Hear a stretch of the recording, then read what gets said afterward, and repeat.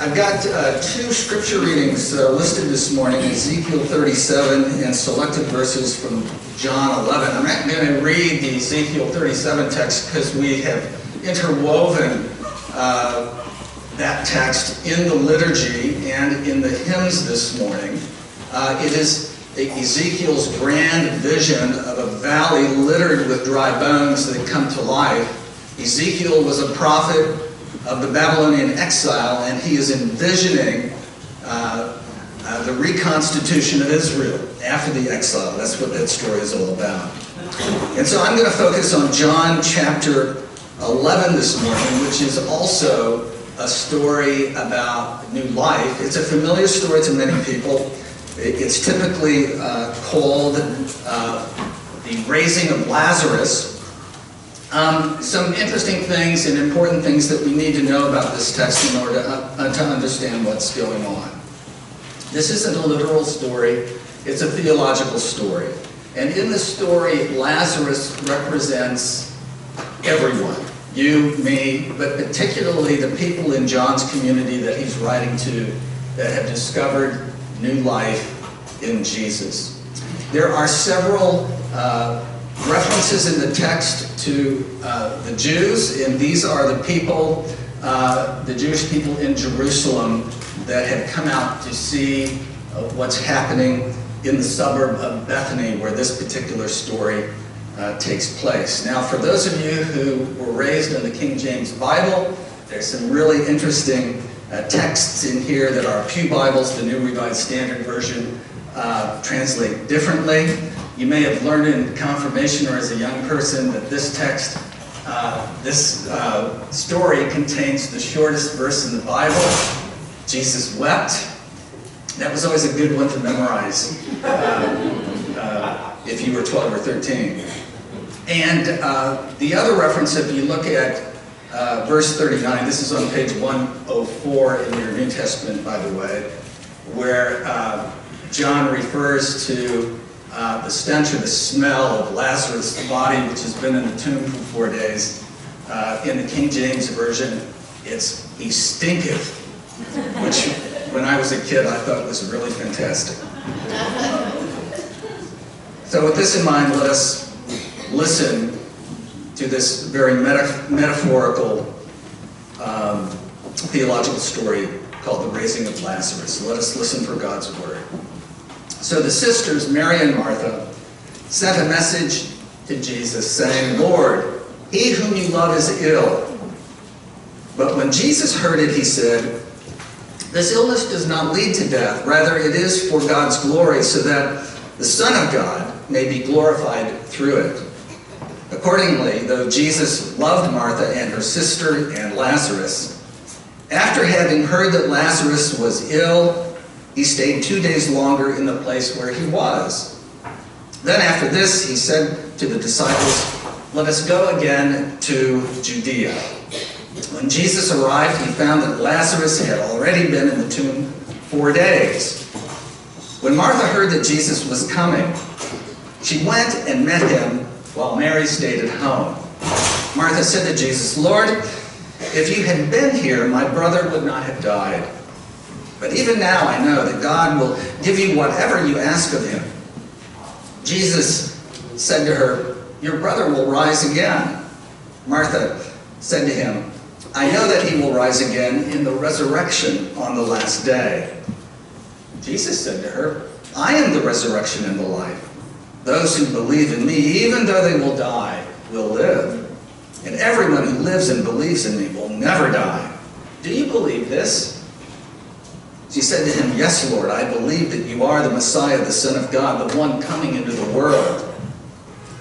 When Jesus saw her weeping, and the Jews who came with her also weeping, he was greatly disturbed in spirit and deeply moved. He said, "Where have you laid him?" They said to him, "Lord, come and see." Jesus began to weep.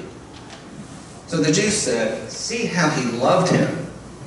But some of them said, "Could not he who opened the eyes of the blind man have kept this man from dying?"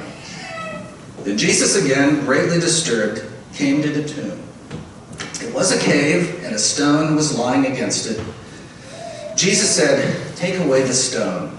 Martha, the sister of the dead man, said to him, "Lord, already there is a stench because he has been dead 4 days." Jesus said to her, "Did I not tell you that if you believed, you would see the glory of God?" So they took away the stone, and Jesus looked upward and said, "Father, I thank you for having heard me. I knew that you always hear me, but I have said this for the sake of the crowd standing here, so that they may believe that you sent me." When he had said this, he cried with a loud voice, "Lazarus, come out!" The dead man came out, his hands and feet bound with strips of cloth, and his face wrapped with a cloth. Jesus said to them, "Unbind him and let him go." Many of the Jews, therefore, who had come with Mary and had seen what Jesus did, believed in him. Hear what the Spirit is saying to the church. Thanks be to God. To begin this morning, I want to tell you a little bit of something that I did when I was a younger person. Some of you know that I went to law school a long time ago, and any other recovering lawyers here? There's one, Levon is. I used to practice what's called public interest law, and that's the kind of law where you don't make any money, but you do a lot of good things. You know, it's like, people who work for legal services and the ACLU and stuff like that. And I actually did a lot of community organizing through that work, primarily in the area of the expansion of healthcare. Well, I want to share with you, to start off, a story about new life, really resurrection, that has its roots in community organizing. And to begin, I want you to picture a red, ripe tomato. Perhaps there's one in your kitchen right now, but I want you to consider its origins, where it came from. There's a chance that it was picked in Florida, which is home to a $600 million tomato industry. And if so, there's also a fair chance it was picked in a community called Immokalee.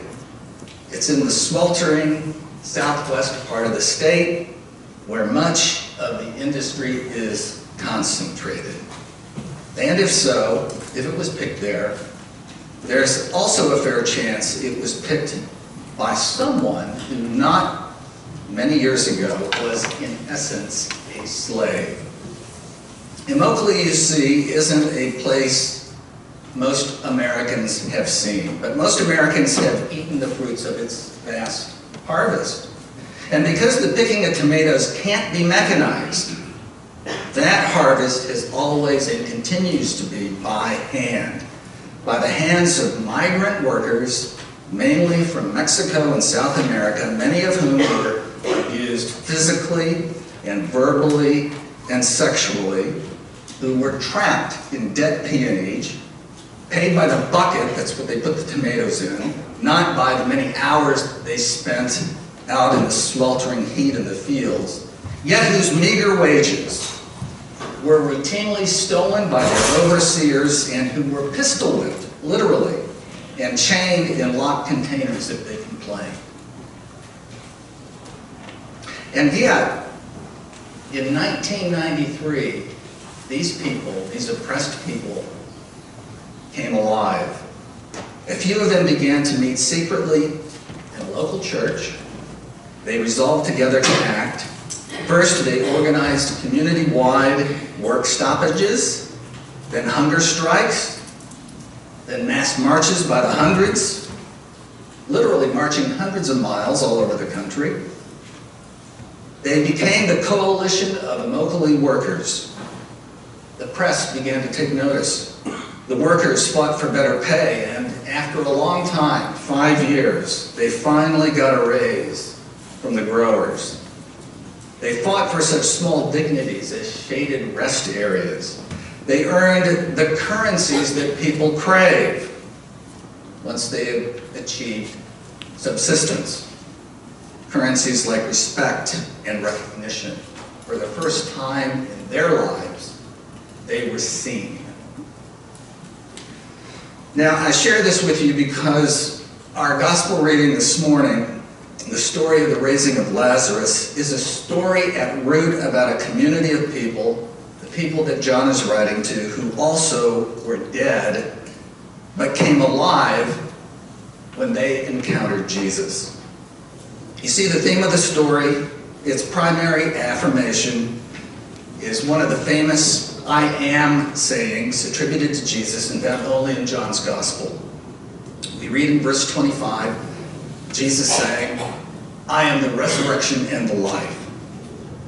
Just as John used the story of the healing of the blind man, the text that we looked at last week, as the occasion for Jesus to say, I am the light of the world, so he uses this story as the occasion for Jesus to say, I am the resurrection and the life.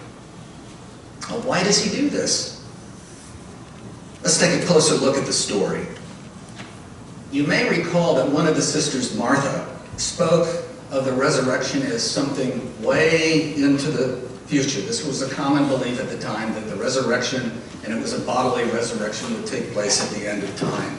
As the text says, on the last day. Martha thought of the resurrection as a future event at the end of time. But Jesus' response corrects her misunderstanding, and speaks of the resurrection as a present reality. This is the insight of the people who began following Jesus. Resurrection isn't something that happens sometime in the future after we're dead. It begins to happen right now. The metaphorical meaning of the text is clear. Jesus is the resurrection and the life who brings life to the dead, just as he is the light of the world who brings sight to the blind. Remember, Lazarus is, in a metaphorical sense, all of us, every person, dead and bound in a tomb. The story ends with the dramatic scene of Lazarus coming out, still wearing the clothing of death. This is what it says in verse 44.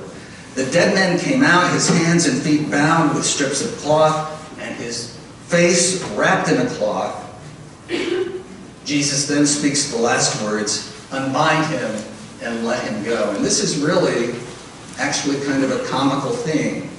You may have seen this depicted in movies, but literally the guy was wrapped up with a mummy, like a mummy, okay? Kind of hopping on two legs that were tied up and arms bound and face covered. And these wrappings would have been filled with major amounts of myrrh to get rid of the smell. As the resurrection and the life, Jesus calls people forth from their tombs, gives them life and sets them free. That's what the story is all about. Jesus, says John, is the resurrection and the life, not on the last day, but right now, already. So with this in mind, I want you to ask yourself this morning, what are the tombs that we and others are trapped in? What grave clothes are binding us? We can think of lots of things like self-doubt, social isolation, fear, anxiety, illness, loss, grief. The Reverend Dr. Berenice Miles, who's a preaching professor, formerly at Wake Forest Divinity School, but presently at Wesley Seminary in D.C., she says this. She says that the resurrection confronts us with an urgent call, beckoning us to consider the possibility that those whom our world deems socially, physically, spiritually, and emotionally dead might live into a new reality. We pray as Christians, she says, for the power of the resurrection in the lives of persons and communities bound by the grave clothes of war and genocide, poverty, disease, dis-ease, systematic abuse and systematic oppression. But she said, releasing persons and communities from the clutches of death also demands something of us. Resurrected women, men, and children today also require caring communities, like this one. Caring communities that are willing to strengthen and nurture them until they are able to tear away the wrappings that bind them and become creative agents in the world. The coalition of Immokalee Workers understood this too.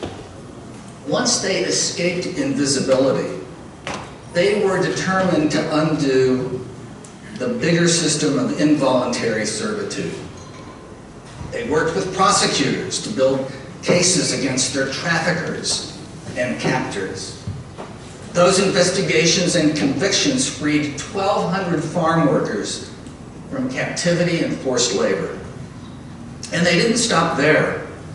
They realized that the machinery of their exploitation was powered by supermarket and fast food chains that buy produce in mass quantities and create pressure to drive down costs.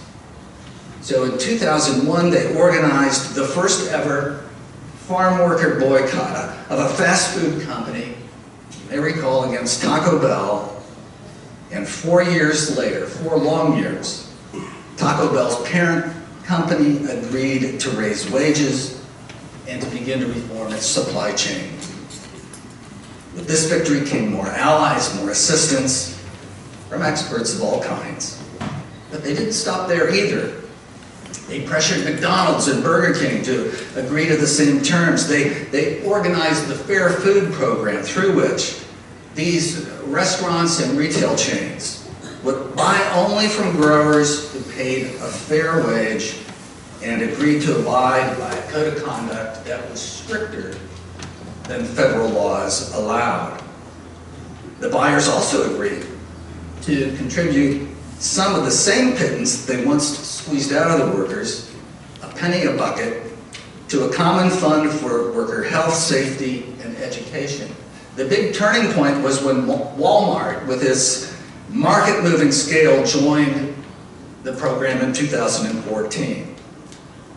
And since then, over $10 million has been paid into this fund to help these seasonal workers.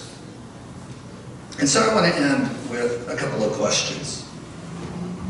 If you ever wonder whether you have enough clout to make change happen, in other words, how you could ever be seen or heard or have your demands answered, just think of those migrant workers in Immokalee.